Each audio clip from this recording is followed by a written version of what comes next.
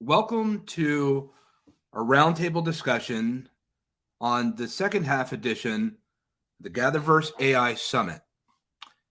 I'll be your moderating host today. My name is Christopher Lafayette, founder of GatherVerse, emergent technologist, humanitarian.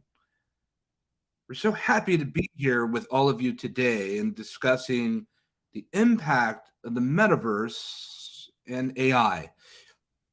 We certainly hope you've enjoyed your time thus far with an invigorating roundtable panel discussion that we just held. And we're certainly happy to bring this next cohort of speakers, voices, humans, if you will, to join us in discussing more on what we're seeing and have already heard today and what we're looking at towards the future.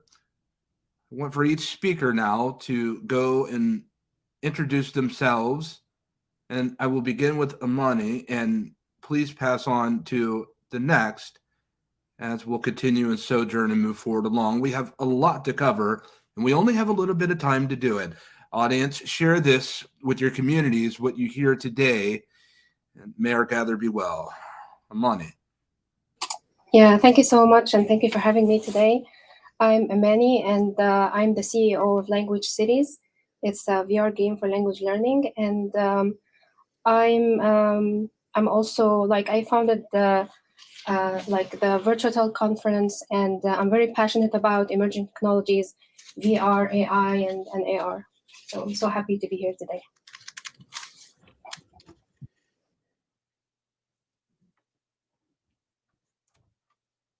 Oh, sorry, I pass it to Lubna.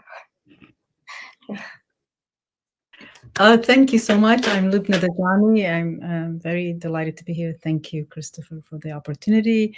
My background is in systems design. I exist and thrive at the intersection of science, technology, and with the interest on its impact on human evolution. I contribute to several ethical AI standards, metaverse, ethical use of metaverse, ethical use of human-generated data, and so on. And I'm really thrilled to be amongst you. I look forward to this conversation. Thank you. Wow. Challenge you. Shakar? Yes, almost. So say it, please.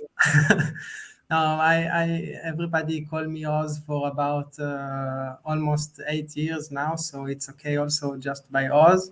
So I have over 10 years now of experience with technology, many technologies, augmented reality, virtual reality, video games, IoT devices, really a big variety. But I still don't like calling myself an expert for anything. I don't like that word. I'm saying this just because we are always learning, and the mindset should be this way. I think that's although many people see me as a tech freak or geek or whatever, I actually think that, and I really liked the panel before, I actually think that the humanity and society is much powerful and much more important than the power of technology. We have to remember this, that this is why we are doing all those things. We are doing these things to help people. And all these technology developments should be in that light. And that's actually one of my second, let's say, hat of volunteering work or consulting, which is to help education and either teachers, either students, either the next generation to learn about what are the capabilities and how to deal with them in any use case, basically. So yeah, let's kick off the rest of the discussion to this in this slide. Go, Roxanne. Hi, can you hear me? I am so honored to be on this esteemed panel. Thank you, Christopher. I had a little technical difficulty to start off with, but I'm so glad to be here. And yes, I'm agreeing totally with what you're saying. I've been working in technology practically for, I think, almost 25 years. So I'm the boomer here. I'm coming to you probably from a perspective that is not often voiced in the metaverse. And I wanted to bring to the panel my user experiences and to bring in our humanity as being, like you said, first and foremost importance when designing experiences in the metaverse and using especially AI that the world seems to be exploding with right now, either angst or excitement, right? And every word in between. It's just so great. I'm grateful to be alive right now at this time to really explore the possibilities and keeping in mind the ethical, as you mentioned, ramifications of what we need to think about when designing experiences. Thank you so much. Who's next? So I'll go next. I'm sorry, I came in late. Thank you. All right. Hi, everyone. It's a pleasure to be here and to be on this honorable panel. My name is Orakwe John, and I am an AI educator and strategist. Well, my mission now, since November of 2022, is to help as many business leaders out there win their fair share of the 15.7 trillion which AI will add to the global economy by 2030. It's an interesting mission because I mean, right now there's so many tools that can absolutely help business leaders reimagine every job role. Product manager can 10x their output. Project managers can do the same thing. So my job really is look at every role that exists and try to reimagine it using all the AI tools available. And if it doesn't exist, then use any of the available models to design a system that actually helps people do their jobs 10x, 100x, better than they do it currently. Yeah. Thank you, panelists, for introducing yourselves. We certainly do welcome you. You are amongst friends. For the audience that's with us, you may have questions that you may want to submit. We may or may not be afforded the opportunity of time to get to them. If we can, we're happy to hear from you as well. When I think about where we're at when it comes to the ecosystem of technology, in particular, thinking about the vertical of artificial intelligence, and let's look at the vertical narrative of the metaverse, being that we have technologies such as virtual, augmented, mixed reality, haptics, physio haptics, so forth and so on, hyper-realistic, immersive simulated environment constructs.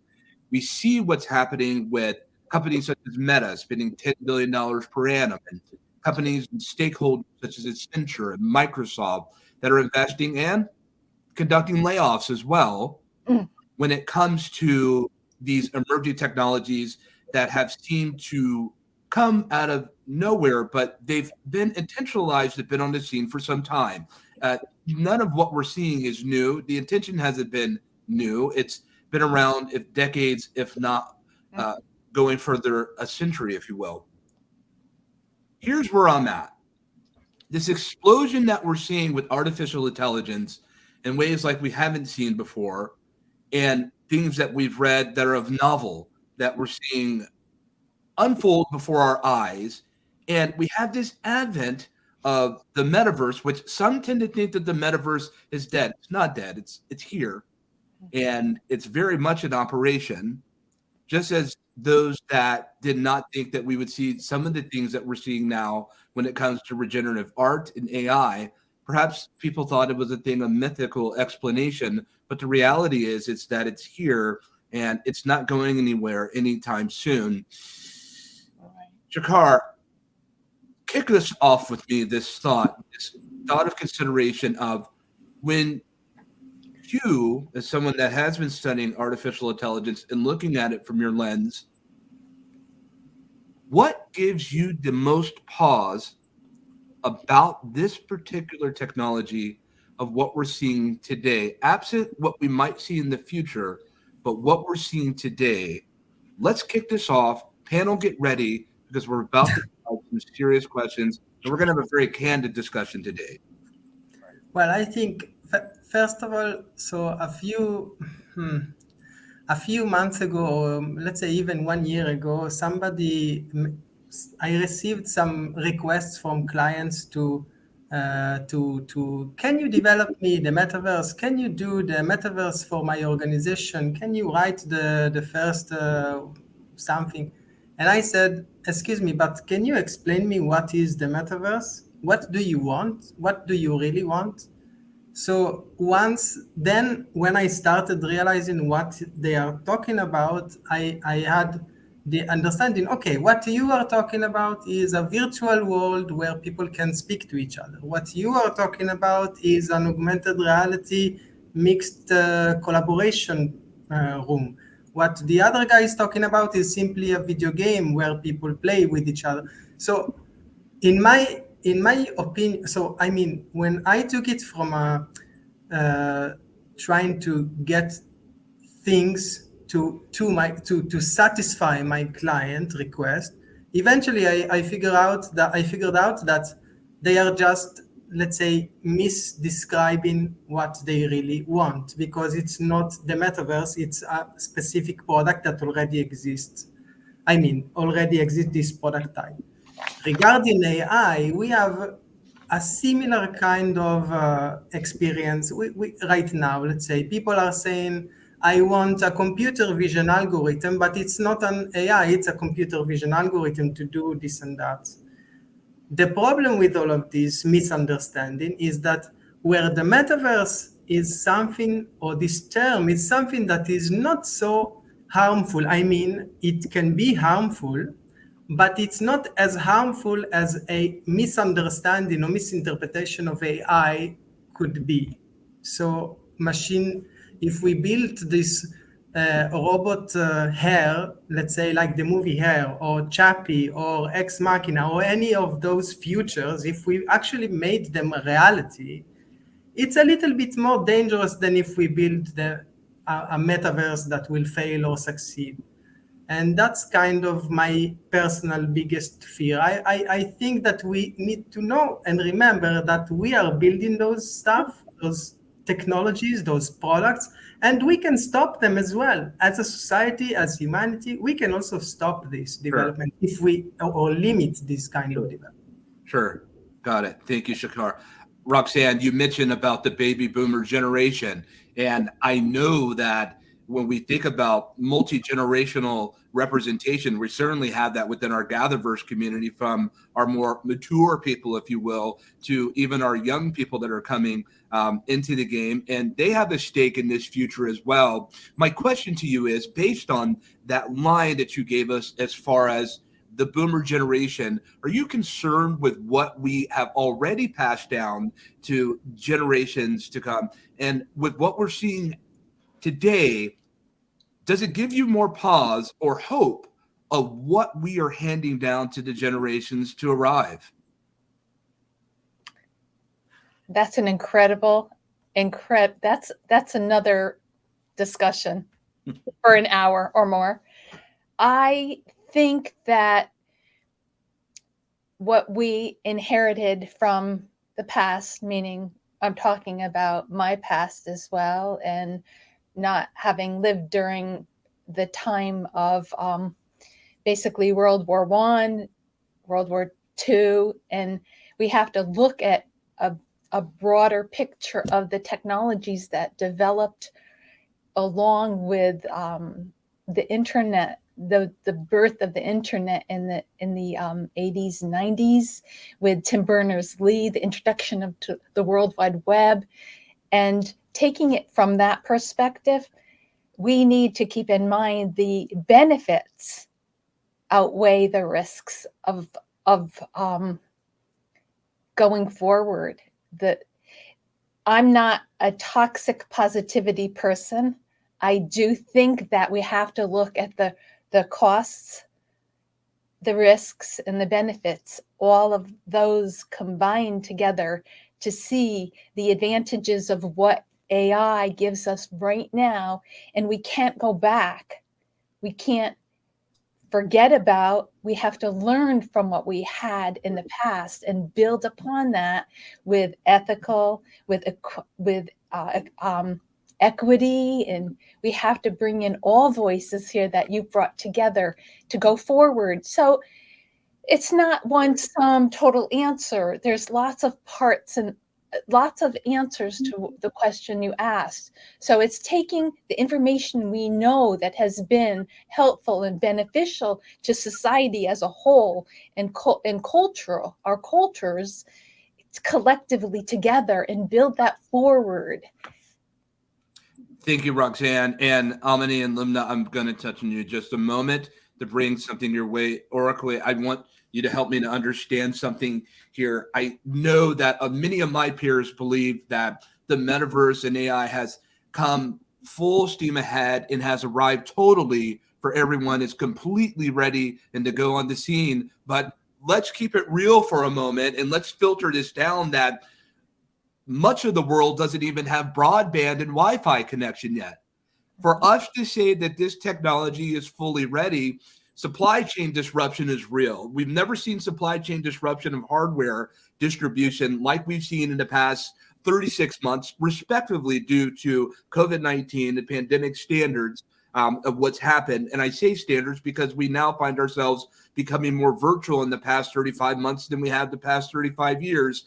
And we're in a hybrid workforce where remote distributed workforces are working from their teams, and product delivery teams are working from their bedrooms. Oracle, help me to understand when we think about and take in consideration the intersection, as Roxanne just spoke about, of culture, and we start thinking about the impact of the metaverse and AI. Are we doing enough to get and be able to create better accessibility to even to begin, as Shankar talked about, when people start using this terminology, to even appreciate and understand what this even means for the working world? So I think to a large extent, we're building, we're building tools within the metaverse that help us, maximize the technology. So there's a common theme in psychology, the wisdom of sharing knowledge, that we remember 10% of what we hear, we remember 20% of what we see, we remember 30% of what we, we remember 10% of what we read, 20% of what we hear, 30% of what we see. Then we remember 50% of what we hear and see, right? And then we remember 50% of what we discuss with other people, and then 70% of what we experience personally. And of course, we also remember 95% of what we teach to others. So what happens in the metaverse is that it leverages that ability to remember what we discuss with other people, and also the ability to remember 80% of what we actually experience ourselves. So to a large extent, a lot of the experiences you have within the metaverse today help you capture all of the attendant, benefits of this technology. And a lot of the people who design these metaverse systems or these worlds, not just for the entertainment purpose, but for the educational environment. So also VR is one example. So they design medical images. So what they refer to themselves as the Top Gun for medical school.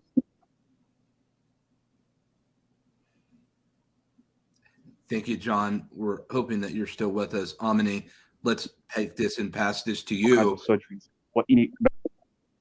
I think I dropped out temporarily. Continue. So in a metaverse, so in a metaverse environment, you can actually go into the human body and perform as many surgeries as you'd like every other hour of the day, right? So to a large extent, all of the existing systems, all of the use cases that I've seen in education and medical and even entertainment capture all of the benefits of the metaverse, and just to make sure that people are improving and getting better at what they do by accessing these technologies. Yeah. Thank you for sharing that, Oracle.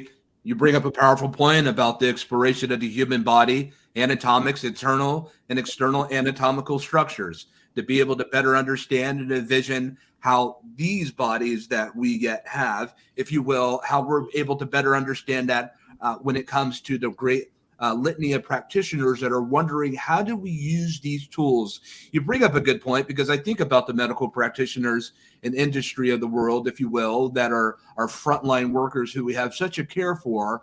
And I'm wondering, as we as technologists, as those that are building what we're passing on to future generations, as Roxanne and us just expressed, are we doing enough to be able to educate the practitioners, the experts for whom we are building these tools for in the first place? Or are we just communicating with ourselves and understanding what this is, or going over the opportunity to be able to set some type of colloquial understanding?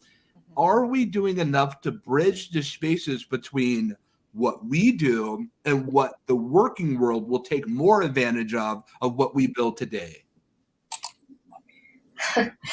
That's really a great question. And I think that there are many elements that we need to apply first in order to communicate with practitioners or researchers. And so, for example, banning AI from schools, for example, in order to prevent cheating. I think instead of that, we should actually educate students to use AI responsibly.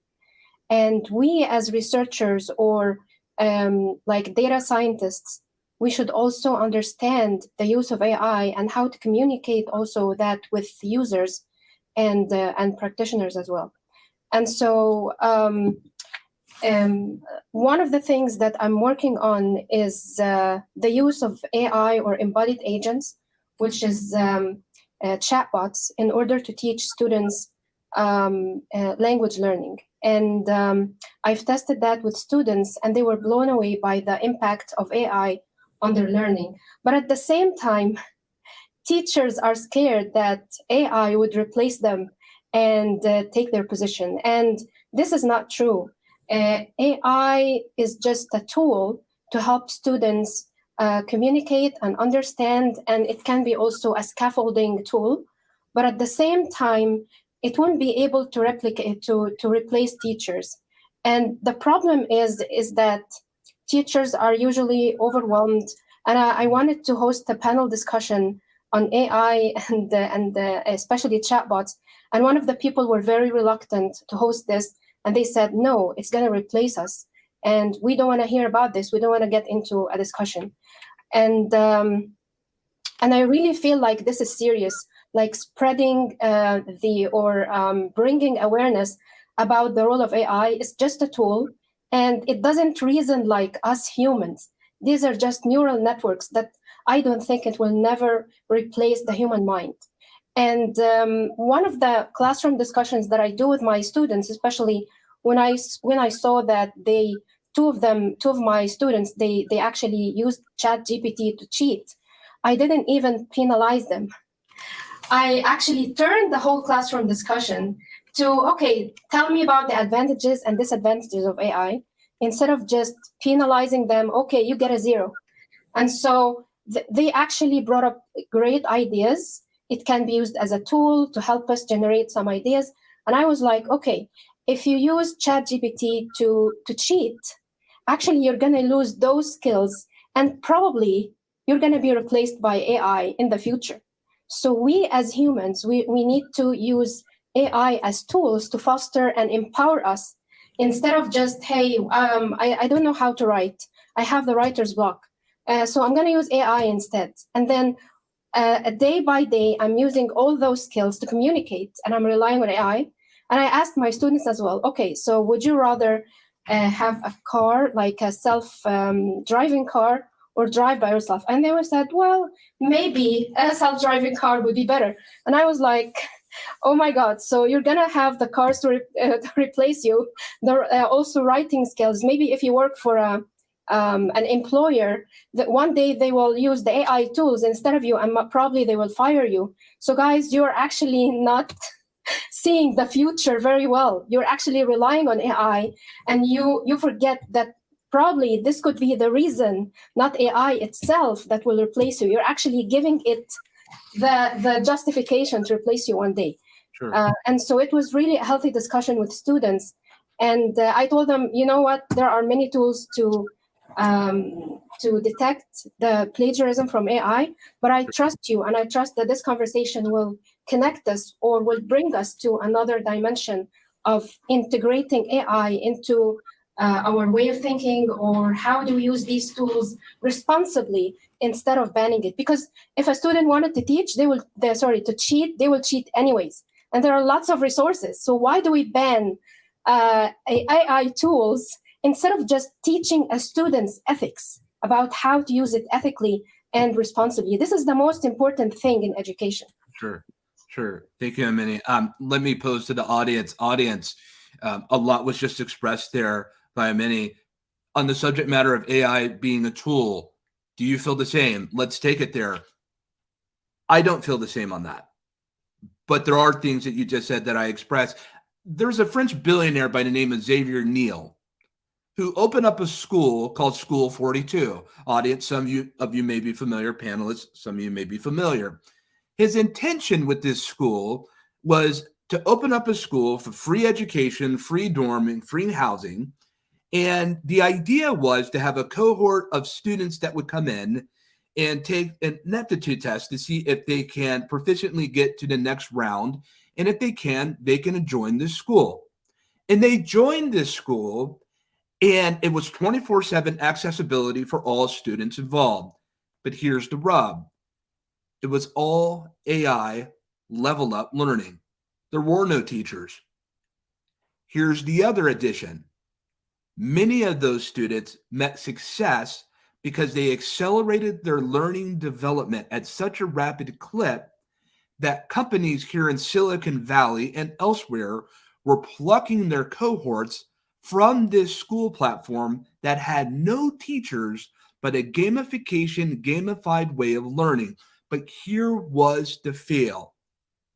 You learned all of this hard skill, but there was severe depletion when it came to soft skill. And when they entered into the career path, many of these students and companies that hired them met with high churn because they did not know how to interact with their fellow man and their humankind.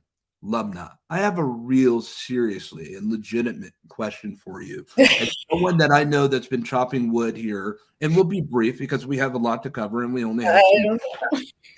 As someone that has been in the vestiges, if you will, of technology and exploring it, when we think about the potential for what we talk about disruptive technology, how disruptive is AI, and will it be from your lens?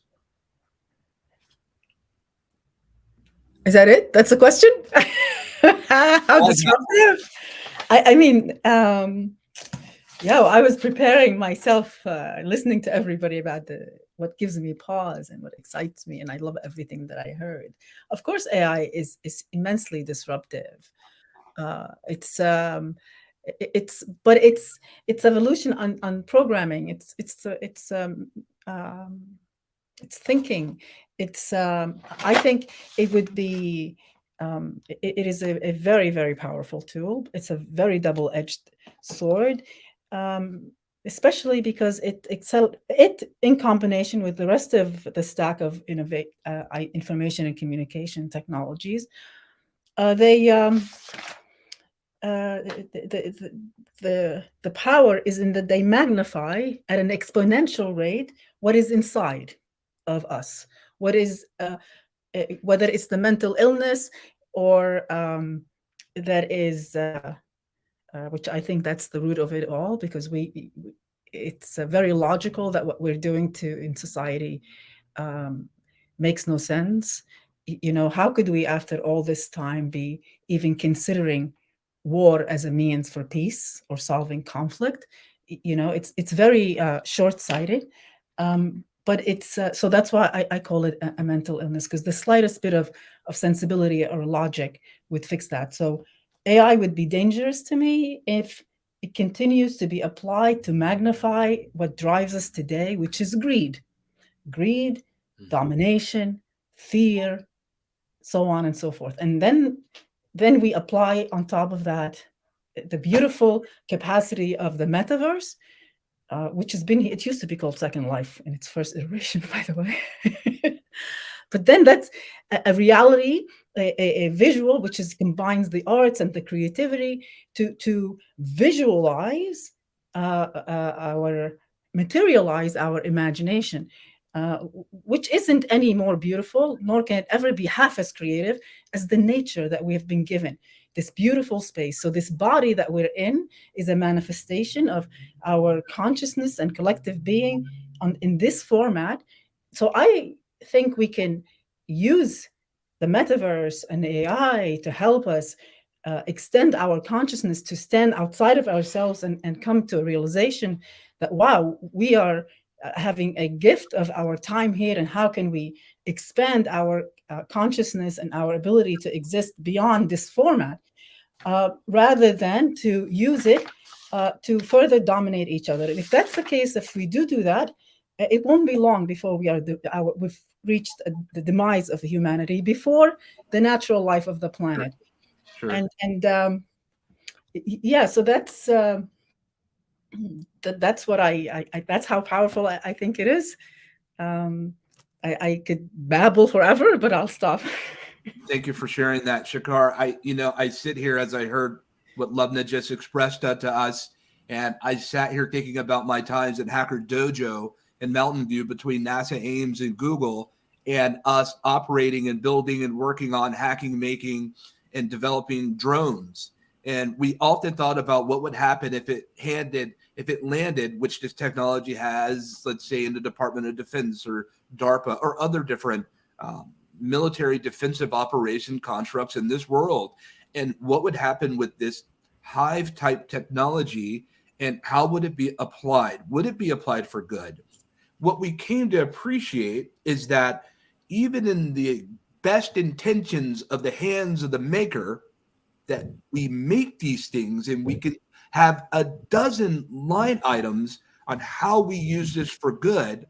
Ultimately, we see this technology in the hands of the wrong people, and what happens. And lo and behold, to this day, since Ukraine was brought up, we're seeing drone warfare unlike anything we've ever seen before with this type of technology happen in the skies of Ukraine, where Ukraine was considered a major technological hub of technologists that were building incredible things. And many of them have had to leave this country, which they may never return. Shakar, I have a real concern about our responsibility of us that are with us today, panel, audience.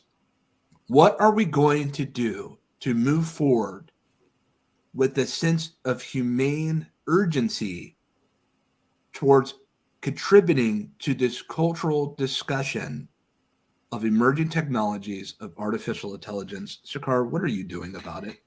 I think that you said, like, the thing that you just said is like word to word what I was going to say, but I will add to it only one little thing that you didn't say yet. I guess many of us in this panel now, I feel safe now that I felt also the previous panel. Now I feel safe that many of us probably saw the robot dogs of I don't remember the name of the company now, and those bees with the swarm AI robots and brain, and all of those technologies, which obviously they are amazing as themselves, as a technological development. They are absolutely amazing.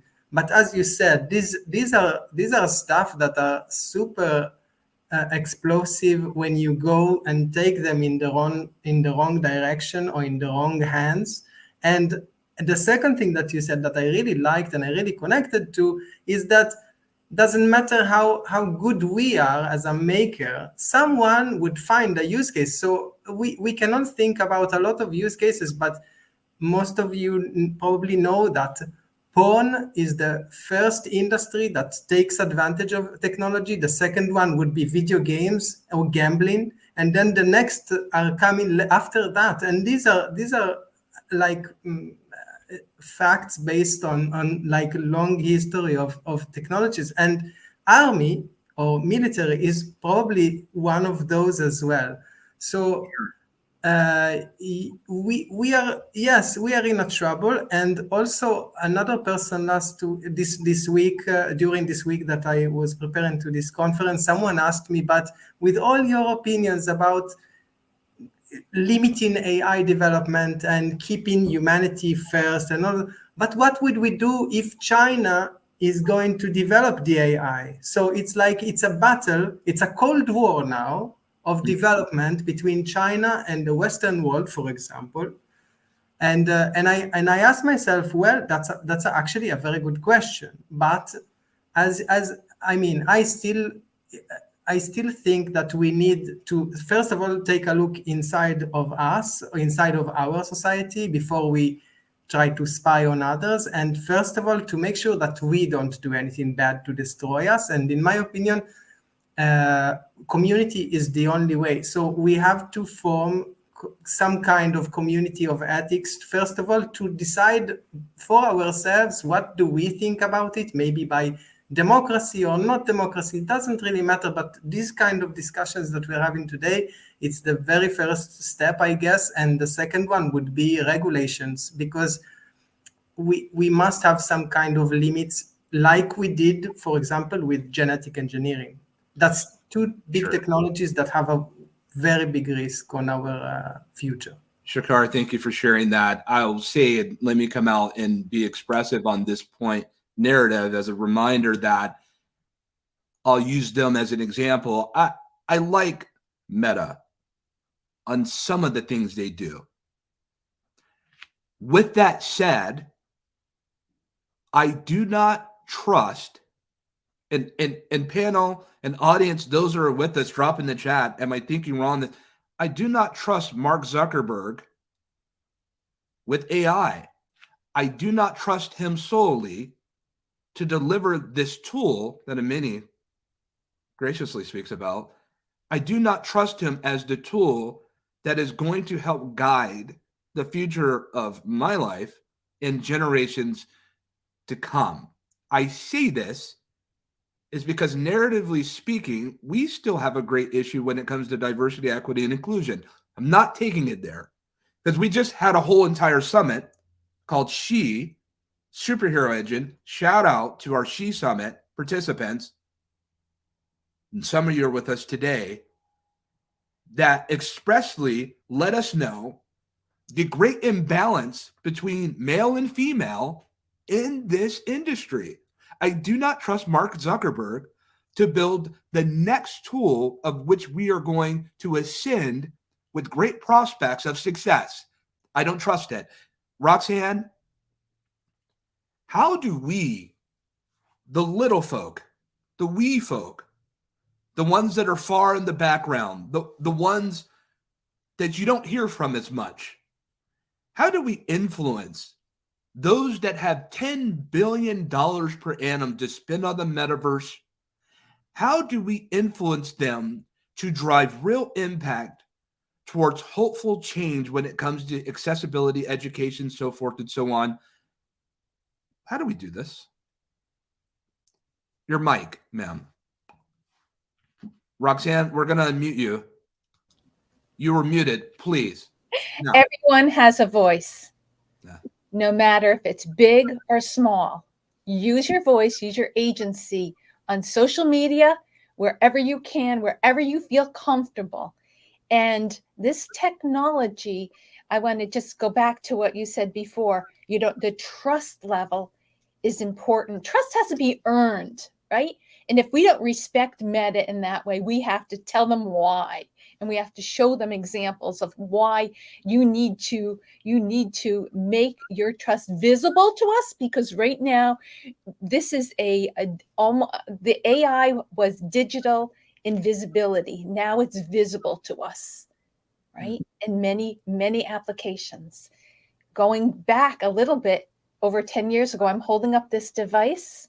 I was a Google Glass Explorer. This, and maybe you were too, and I welcome that discussion. But this device created an emotion of fear in people. And if we still engage in fearing what is inevitable, change is with us constantly. we can't move forward if we have these emotional barriers like fear. We need our voice to communicate. If we're fearful of meta, why? And I'm pausing there because somebody mentioned pause, and the pause in life needs to be accepted. You need to pause for that reflection on what you feel your personally involvement is in using AI or the metaverse. And of course, there's going to be nefarious uses of this. We have not been able to, excuse me, stop trafficking of people, human trafficking. We still have big global problems to embrace. That's And right. maybe AI can help us with some of those, maybe help us develop some solutions. And keeping that in mind, the United States does have AI bills in the legislature right now. I put that on my Twitter feed. So we need to embrace the Web3 consortiums, AI groups. We need to really put our footprint as small voices, because small voices one day may be turning into a collective voice, which we have here. And it's so important to not be silent if you're in any position, even as a user experience, to let Meta know, and the companies like Google and I'm going to bring over one of these things. How could we use this for any length of time? It's cumbersome, and even the smaller versions of this, we're not going to see that. I predict, this is my prediction in the future, we are going to have more transparency on how we use our information with intentionality for the betterment of our human existence. Otherwise, as you mentioned, Lubna, we may not exist if we don't collectively come together and work as a unified voice. Roxanne, very well Sorry for expressed. taking up so much time. No, you took it there, and we are all taking a little bit of time, Orkwe, as we move forward in this discussion. I'm sitting here inspired to ask me as a Black man. I just realized today is February 1st. Here in the United States, they call it Black History Month. I am limited to 28 days, but that's a whole different story. And for those that do not look like me, don't get so offended that we're talking about diversity, please. Because what I believe is the more culture that you have contributed to the development of technology, the better your product will become. Let's just get that out there. The less culture that you have contributed to your platform, the less potent your platform will be. We need more women, community of color. We need all gender representation as much as we can get to contribute to machine learning and deep learning. And as I yet sit here and look at Oracle, and not to make you feel uncomfortable, but to see someone of color that looks like me is a far and few thing that I see in this space. And not for the sake of saying, hey, let's do this as a feel-good initiative, or just bring on Blacks, if you will, or communities of color, just because we want to see another Black face. Do not hire me for affirmative action. You hire me because I level up your whole entire ecosystem. We want to be seen, all of us, women, communities of color, gender. We want to be seen as those that will level up your ecosystem, that bring real inherent value. And looking at us as technologists, Orkwe, what are your thoughts on us moving forward in cultural contribution at the intersection of technology? So I think that the big tech giants can definitely do more. So recently, DeepMind announced a scholarship with a university in South Africa, and the goal is to bring in more Black people into the AI machine learning space. Because, like you said, more diversity we have in the space, the better the products and the tools we have in the space. So I mean, I had a recent experience. So I was talking to a team of game developers, right? So right. So the thing is, in the game space, in the game development space, about 40% of the entire budget goes to developing art assets, right? So this team was working on a game, and so I talked to them about Red Dead Redemption. That's the game that cost about $500 million to make. It took about 8 years to make, and it was a really big project. And so they were looking at this entire game. It's set in a 30 square mile of digital real estate, right? And so it took that long because human beings had to model the entire space. So they were asking me for options of what to do. And then I mentioned that also we can use neural radiance fields, it's AI technology, and we can just take 2D satellite images of particular locations and then use nerves to build out, the AI, to build out, a three-dimensional space, just like how Microsoft Simulator have done their thing. So if Microsoft Simulator wanted to use human beings to build out the entire world, right, 3D representations of the entire world, I'm not sure the budgets of the US would serve to build out the entire game, right? So by my contribution into the project, we're able to find a solution that really works. We use 2D images to make a 3D representation of the space. So I think more Black people should come into the space because really it's about competence. If you can discover these models and tools and you know how to use them to solve particular business problems and then contribute effectively to make sure that people work less, right? Because you can use stable diffusion to train and produce game assets like potions used in role-playing games. You can use all of these tools to just make convert maybe 40 hours of work into 40 minutes of work. Right? So these are all there, and I think anybody can learn how to use these tools, fine-tune these models, Sure. plug these models into the game environment, and just make sure that everything runs faster. Sure. Thank you, Arqui. Amini, let's go back to this notion of tools. And you're absolutely right. And something that you expressed earlier, you talked about that AI won't replace human intelligentsia. I agree with that. I know as complex as deep learning can be, and its arrival will do incredible things, perhaps far and above and beyond machine learning in terms of the depth of its capacity. Let's talk about and kind of reel that back in and out for whom we build these tools for. If we're building tools, what are the best use cases when it comes to the advancement and the sustainability of humanity itself? What are you considering the tool use of AI and the metaverse, if you will, as the better tools to move forward to help and serve what? Okay, so let me take that. Okay. Sorry, that was for a minute. Thank you. Yeah, so there are lots of tools, and I'm going to talk about education. So there are many tools in AI that would actually kind of like we talk about adaptive learning, for example. So AI can actually be adaptive to the students' learning, and it's kind of me as a teacher who tests the student, and then I realize that they don't have this skill. So I kind of go back and then provide them with the skills that they need. So there are tools that would track the students' performance, and also it would also track students' engagement.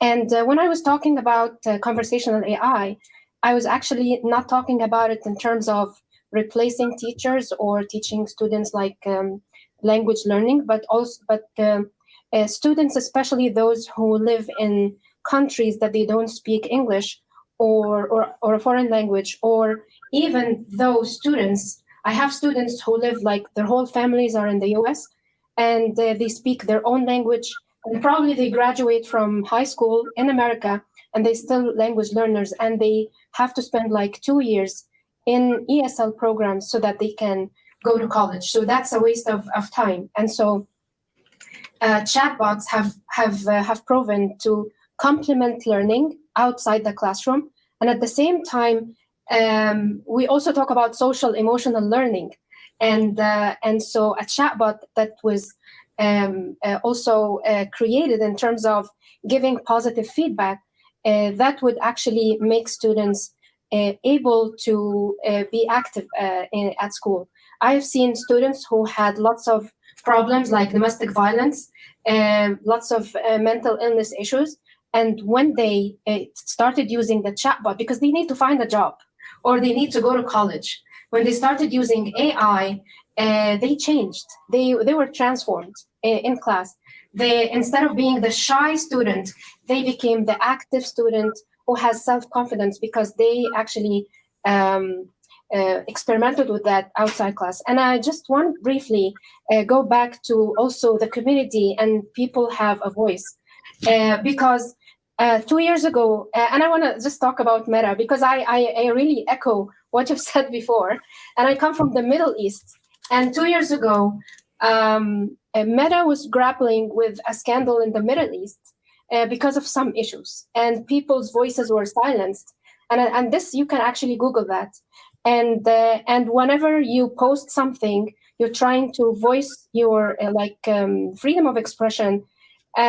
Your post is deleted or your comment is deleted, and the people figured out that they can actually create in a way that the algorithm cannot detect what you're writing, and or some developers, they created some kind of an old alphabet in which the algorithm cannot detect it. And so this is the power of the community, and people, they will find a way to voice what they want to say, and that's the power of the community. I always say, not one person will never scare me to express my opinion, and this is something that I was really wowed. And also many of the people, they went to the iOS store and then they put like a 1 star for Facebook, and that would actually prompted Mark Zuckerberg to apologize to everybody and say that that was a technological glitch at the end of the day. So I really voice Roxanne and Shakar when they said that the community and also everybody has a voice. Yeah. Yes. Thank you, Amini. Thank you for sharing that. Panel, one last question that we have. We'll go around and then we'll be done. We'll never get this time back again, how precious these moments are. And we'll kick off with Lubna, and we'll ask for brief remarks from each of you. I sit here, and right now, to this very moment, there are many people, those that I know personally, that have been laid off from their jobs, no longer gainful employment, and many of them were working and building and merging technologies. We are seeing the sunset of platforms such as Altspace, for those that are familiar. I can remember hanging out with some of those guys at Rainbow Mansion in Cupertino while they're building the platform ever before it went to Microsoft. We talk about the heyday, it's ready, it's arrived, this technology, but we can't even sustain the jobs of those that are building these technologies. How severely disruptive it is. My question and final question that I want each of you to touch on briefly is, what do you believe is the next important step that we should be focused on when it comes to the intersection of technology and humane growth? Lubna, we'll kick it off with you briefly. It's a very long topic, but I think foundationally, it's about changing our motivations.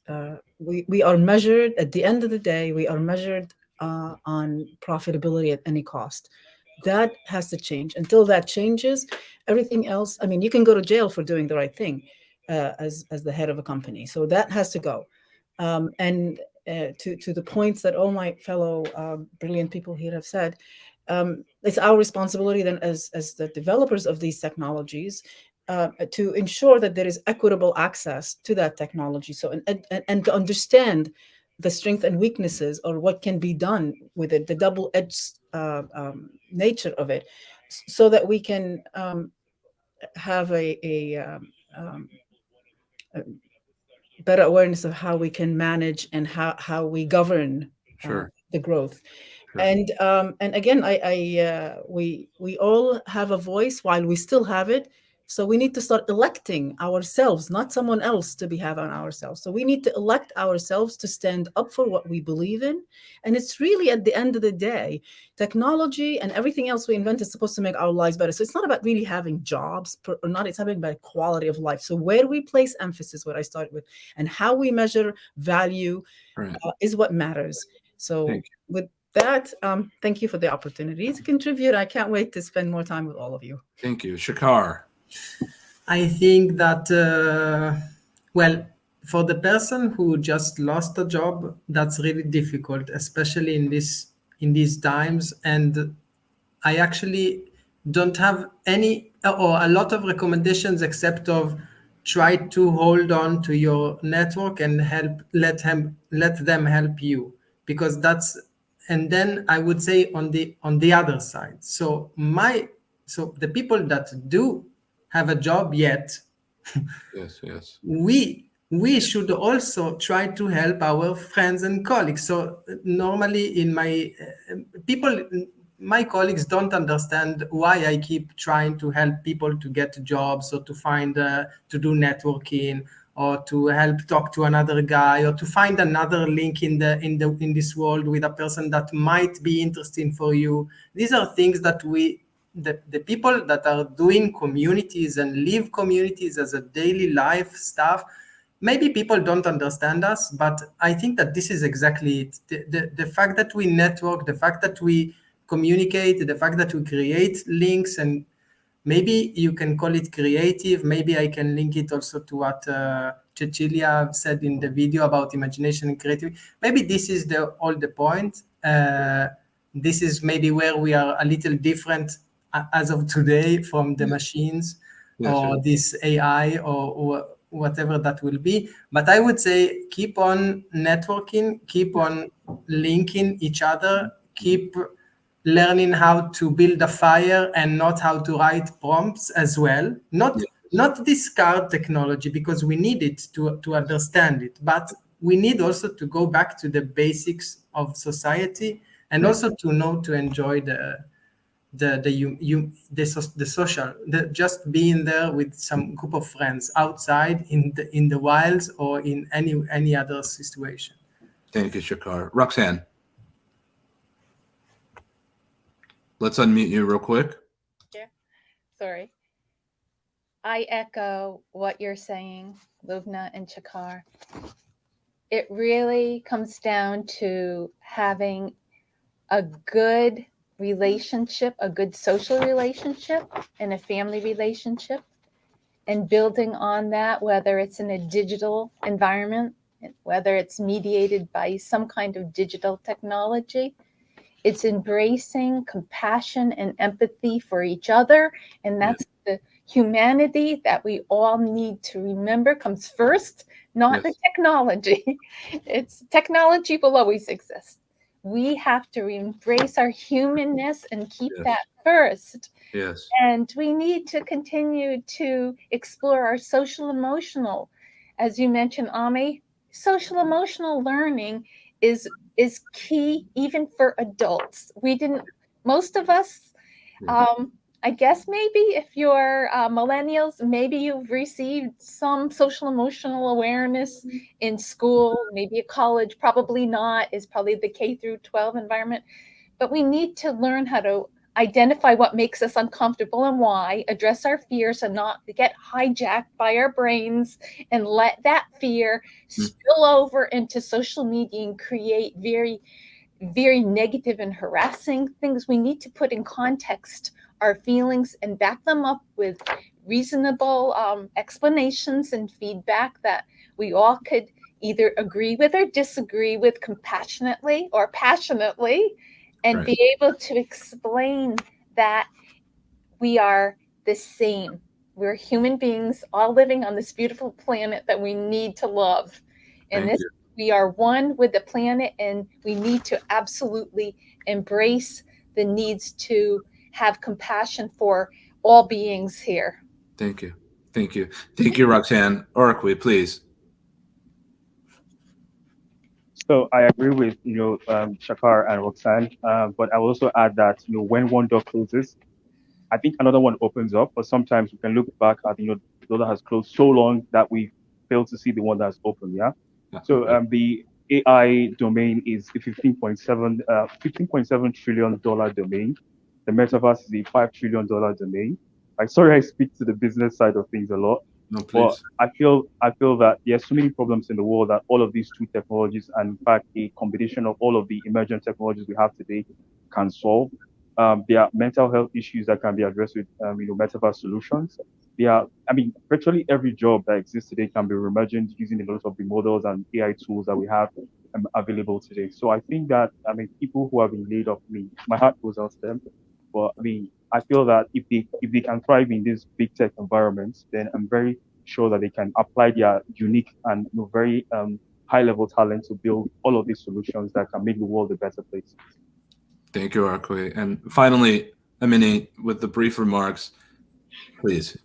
Yeah, so I agree with everyone, and I just from an educational perspective, because I've been all my life in education as an educator and as a teacher trainer, I think that we should reflect on how we perceive education. Because when people struggle and don't find jobs, that probably actually goes back to how they were educated. And I see education, especially the metaverse, as an opportunity for us to fail. So it's the freedom to fail and learn from our failure, accept the challenges, have growth mindset instead of fixed mindset, Right. and then succeed, and then come up with novel ideas. So Indeed. Thank you so much, Amini. To the panel, thank you for joining us today with this roundtable discussion. We appreciate you sharing time, a thing that we don't get back, and that seems ever more fleeting as we go forward and move forward in life, if you will. And to our audience and panels, we have Cecilia coming up to give us a few brief remarks that will ultimately help conclude this discussion that we're having on AI and the intersection of the metaverse and humanity. I will ask, almost on beggar's hands, if you will, to those that are watching, those that have heard what's been said thus far, screenshot, share a link, share these stories with others. And if anything, keep it in your heart and share with others. We'll continue to move forward with our next speaker panel. We hope for you the very best in your endeavors. Our gather was well. Thank you. Thank you. Thank you.